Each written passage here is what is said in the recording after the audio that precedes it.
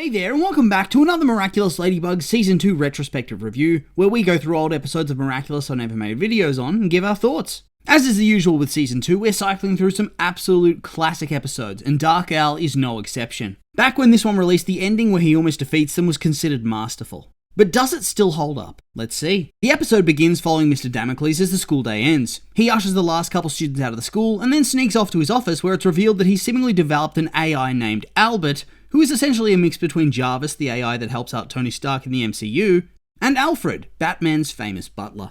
I find it very rich that Damocles was talking smack about Markov and how he's just a toy, and yet he has an AI helper of his very own for his own superhero career. Also, his AI sucks and can't even understand his code words. Huh, what a hack. I have to say, this opening section of the episode is probably some of the funniest Miraculous content they have ever made, or at least the funniest content they've ever intentionally made. His AI doesn't work, and so he has to manually lift up the painting that hides his suit. Despite having made it himself, he's too fat for his utility belt, and so he has to strain to get into it. He poses and he says, "Hoo-hoo!" He lifts up his silly cape and he runs around in this outlandish costume in broad daylight. He doesn't even have the decency to go out at night. As he runs, he flaps like he has wings, and when he notices a cat up a tree, he pulls out his grapple gun and shouts out, "Al Talon!" like it's a special move. Except it seems to be a toy grappling gun, and not exactly Batman level. It has performance anxiety. So this mum and son waiting for the cat to get out of the tree are just staring at him awkwardly. And so he tosses the grapple away and he shouts, "Boomerang!" and tosses that. Why does he do this? Who knows? Maybe to knock the cat out of the tree. It's absurd, and what makes it even funnier is the episode acknowledges how absurd it is.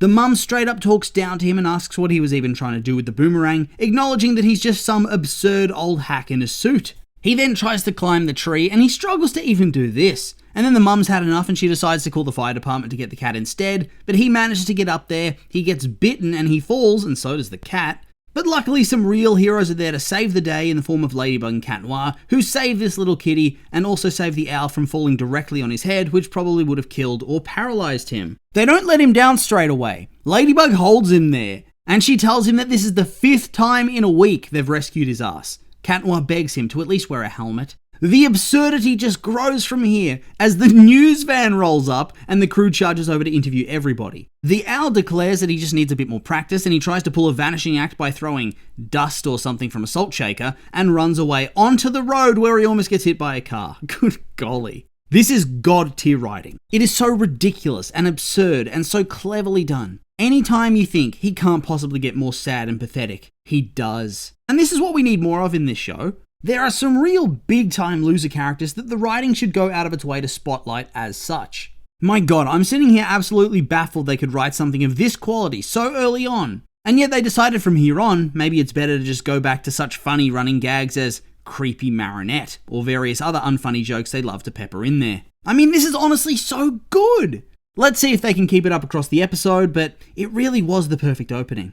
But yeah, the news interview is made even better by the fact that they have Ladybug and Cat Noir in the background just cringing at everything he says. And then when he runs away, I think it's made even better by the fact that it's still that janky, old school animation style they had back in Season 2, makes it 100% funnier. Despite him being a complete annoyance, and the fact that he keeps getting in the way of them doing actual hero work as they always have to follow him around to keep him safe. Wait, hold up. Oh man, I just realized something. At the start of the episode when they're leaving the school and Damocles is going to go suit up, the episode goes out of its way to mention that Marinette's pulling out of a sleepover with Alia, and Adrian has to rain check a gaming session with Nino because they have to work at her parents' bakery and attend a Chinese lesson respectively. I just realized they're lying and that they noticed what Damocles was up to, and so they had to suit up to go protect him from himself. So he's not just getting in the way of their hero work, but just their personal lives in general. Am I a bad person for saying that if it was me, I would not be saving this guy once it gets to the point of him doing it 5 times in a single week, despite me telling him to stop? He doesn't even have the decency to go and train hard for the role, like I presume Night Owl and Sparrow do. Hell, Batman trains for years before he hits the streets of Gotham, yet this old, out-of-shape academic thinks he has what it takes with no training, skills, or instincts of any kind? I reckon Cat Noir's right. They need to scare it out of him before he tries to take on a robber and get stabbed to death. I'm not sure the episode's ever going to acknowledge it, but by going along with him being a hero for a day and helping him out, Marinette just encourages him. It could make him think that it's all fun and games and thus make him go out as the owl even more, not stop. In preparation for her doing a good deed for her school principal, Marinette stays up all night getting a cardboard suit of armour ready, and after school she and Cat Noir head over to Alia's place. where they get her to make a prank call to Damocles challenging the owl, telling him that the supervillain Cardboard Girl has captured Ladybug and Cat Noir. More comedy gold in this scene as prior to the phone call, Owl is testing his new and improved grapple gun but ends up shooting himself in the face by accident with a ricochet, with his AI for once in its life being able to comprehend what's going on and giving him some sass. He then tries to make a dramatic exit where he's going off to fight Cardboard Girl and he flips over his desk, only to fall on his ass and groan out in pain, whilst Alga is still on the phone listening to his shame. How does this just keep getting funnier and funnier? Just when you think it's all over and done with, and that certainly the comedy would have peaked, they managed to keep it going. Dude runs over to the park and he struggles to jump the little fence. Oh, dude is so unfit.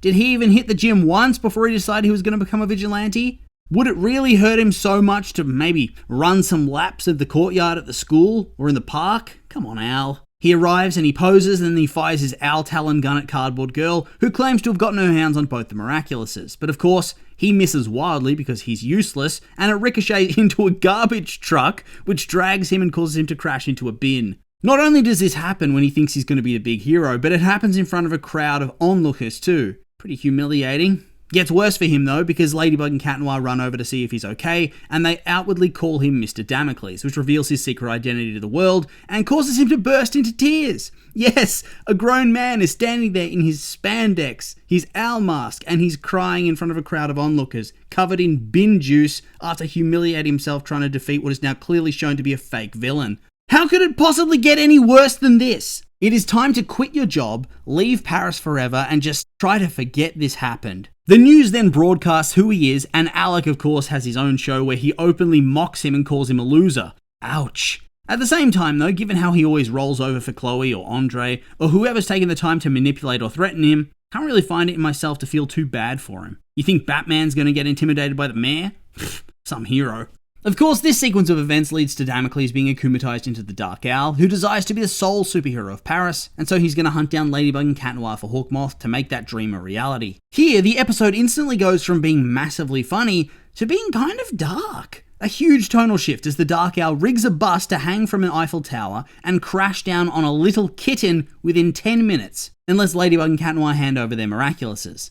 At the same time, if they're seen to approach the tower to help, he'll activate these liquid nitrogen bombs that are attached to the tower's legs and cause it to collapse. Thus, they have to deliver the Miraculouses or be responsible for multiple deaths. The Dark Owl lures the heroes to the football stadium where Cat Noir attempts to distract him whilst Ladybug attacks him from behind to try to get his detonator. She succeeds and briefly brawls with him before he manages to hook her with the grapple and tosses her into the stadium on top of Cat Noir.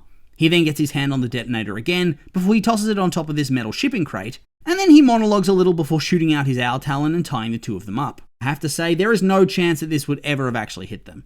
We've seen these two deflect laser beams, and yet they get entangled by Dark Owl's grapple gun that he only fires off after shouting out the name of the attack?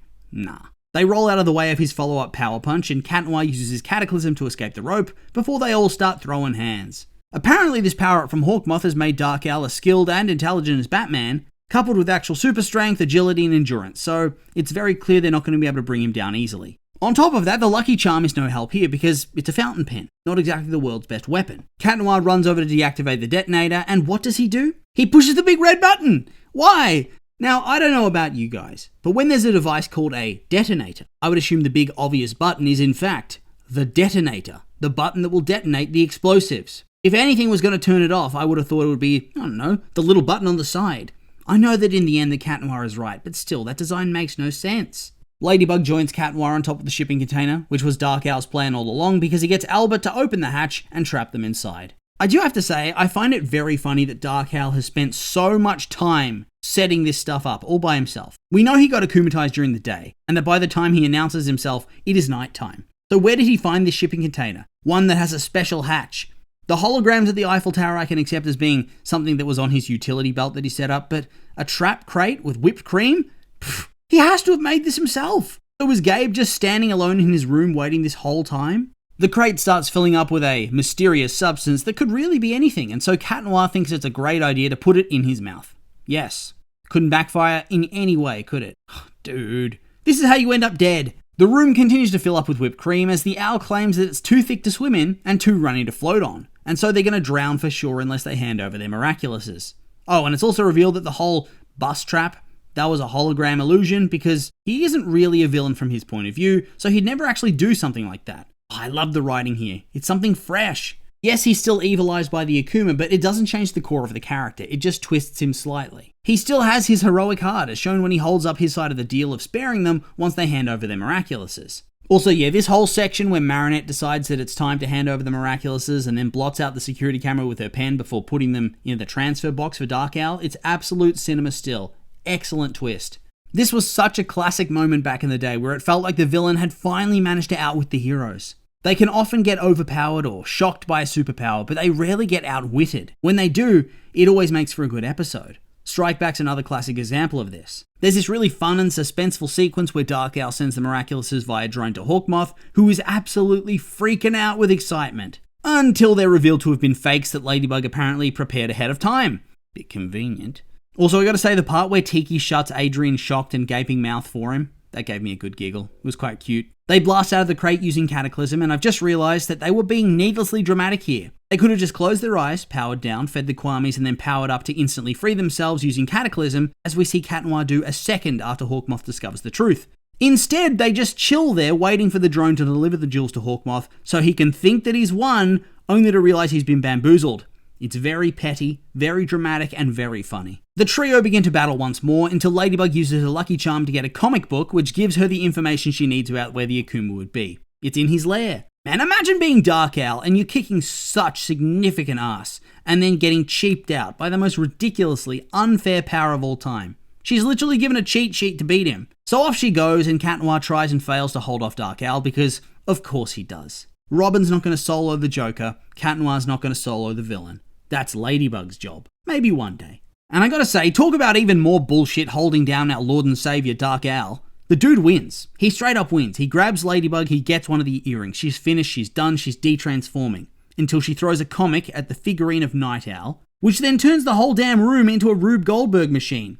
It hits a book, which is launched into the air and knocks a chair, which falls and hits a ladder, which falls and hits a lamp, which swings around and knocks over the computer and destroys it, releasing the Akuma. Imagine being Hawkmoth and you're sitting there watching this shit. I would be in tears, completely murdered by the plot armor. The episode then ends on a happy note, with the owl apparently having gained ironic popularity as a meme superhero who does low danger work like tending to gardens and handing out blankets to the homeless, with people posing with him and doing the hoo-hoo! And yeah, this is fun. It's a great ending, to tell you the truth. Season 2 just isn't missing, and this has got to be one of the greatest episodes of the show ever made. I know I'm really talking it up, but it's just got everything. It's hilarious, it's clever, a strong villain, absolutely classic. And so now that's the end of the episode, and nothing else to say other than these have all been my opinions, and now I'd like to hear yours. What did you think of the Dark Owl? Did you like it? Hate it? I'm curious for your thoughts, so make sure to like, comment, and subscribe, and let me know.